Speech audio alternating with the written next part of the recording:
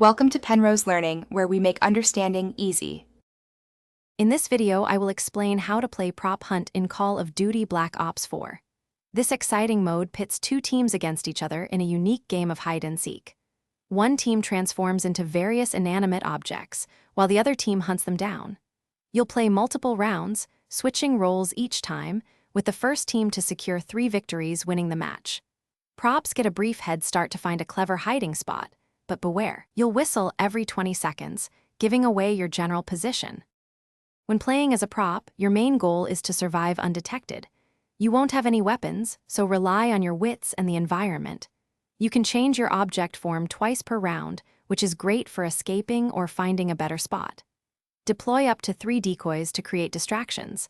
Hunters will often shoot these first. If a hunter gets too close, use your concussion ability to stun them, buying yourself precious seconds to escape. Remember to lock your position once hidden to avoid accidental movement. As a hunter, your mission is to find and eliminate all the props before time runs out. The most crucial tip is to listen for the props' whistles, which occur every 20 seconds.